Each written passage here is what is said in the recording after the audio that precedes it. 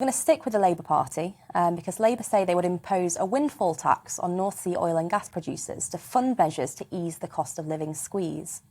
They say the measure will reduce the average household energy bill by £200.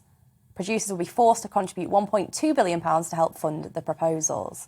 Shadow Chancellor Rachel Reeves blamed ministers for creating a price crisis as they dither and delay instead of taking action.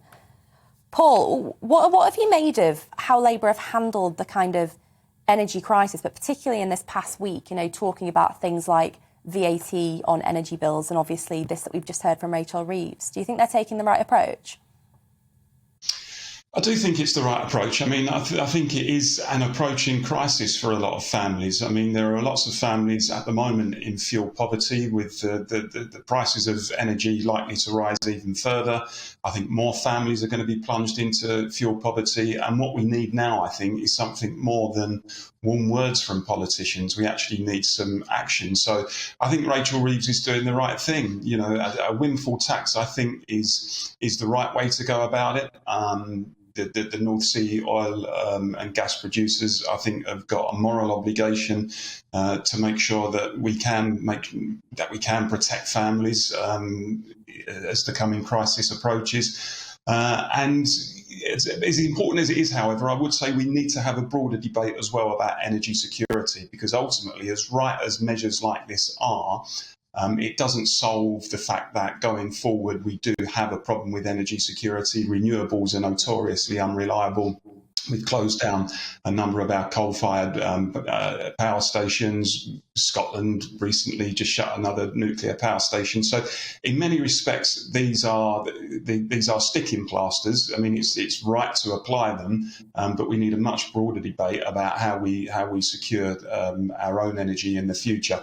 But yes, politicians cannot have their eye off the ball on this one.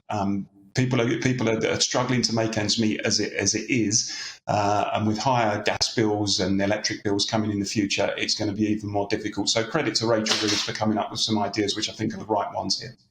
Doesn't it seem a little bit odd, though, to actually tax the producers, which will surely make the overall prices go up, for the government to then kind of use that money to make it a little bit cheaper? I mean, it seems like a pretty complex way of doing it.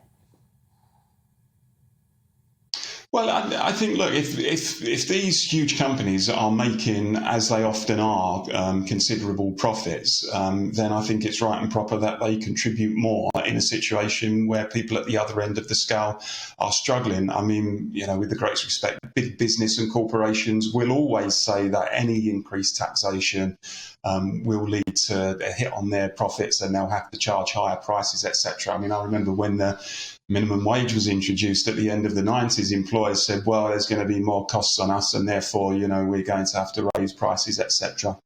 And invariably it doesn't happen. I mean, one of the first things that the government did when it came in 97 was to levy a windfall tax then, and it was actually the right thing to do.